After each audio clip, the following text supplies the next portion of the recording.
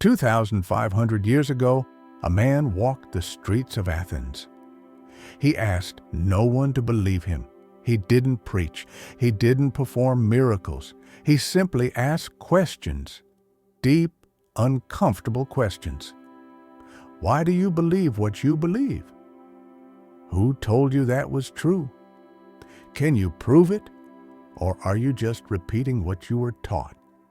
That man's name was Socrates, and for having the courage to question the world around him, they killed him.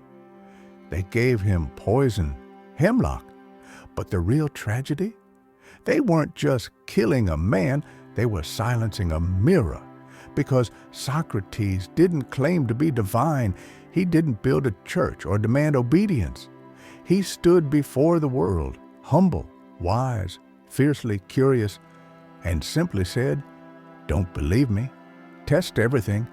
Trust only what you've experienced yourself." Now, ask yourself, if Socrates lived today, would we treat him any differently?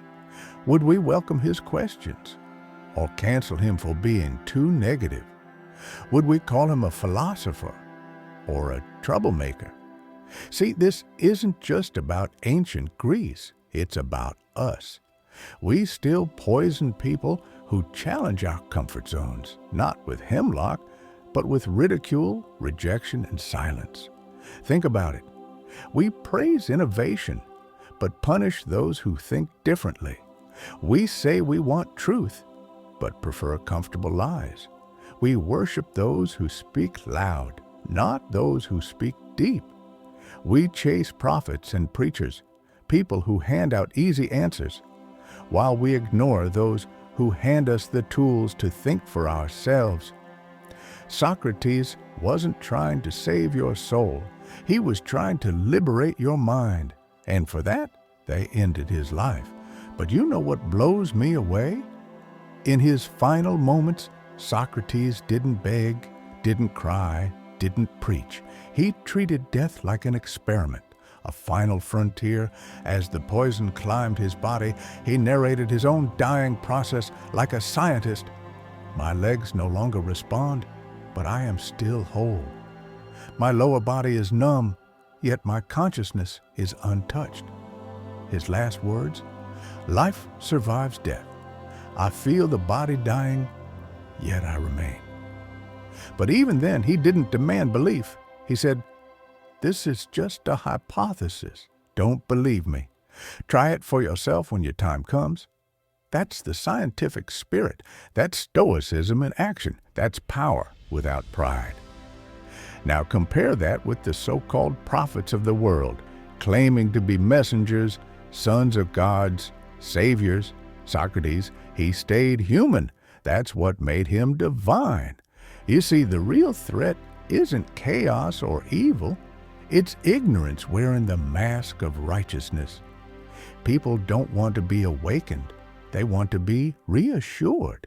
They want someone to pat their heads, tell them their beliefs are right, their way of life is fine, their comforts are safe. But Socrates, he held up a mirror and said, "You're asleep, and I won't let you keep dreaming." And for that, they poisoned him. Here's the hard truth. Most people would rather be flattered than freed. That's why history keeps repeating itself. That's why anyone who shakes the foundations, who calls out the lies, who dares to expose the prison, becomes the enemy. But listen to me. We don't need more followers. We need more thinkers. We don't need more saviors. We need more truth seekers. We don't need more comfort. We need more clarity. And clarity, my friend, comes at a cost. But it's worth it, because if we had followed Socrates instead of killing him, Greece might have become the cradle of not just civilization, but consciousness, a place of wisdom, not just wars, a land of seekers, not soldiers. But here we are, 2,500 years later, still poisoning anyone who dares to wake us up. So what do we do now? We remember, we reflect, we forgive. but never forget. Because when we forget, we repeat. Let Socrates be more than a lesson in a textbook.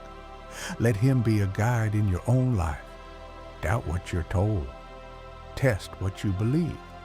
Live what you learn.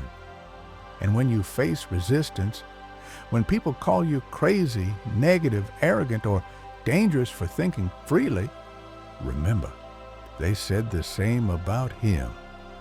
So don't drink the poison. Don't give it. And when you see someone brave enough to speak truth, stand beside them. They are the real revolutionaries.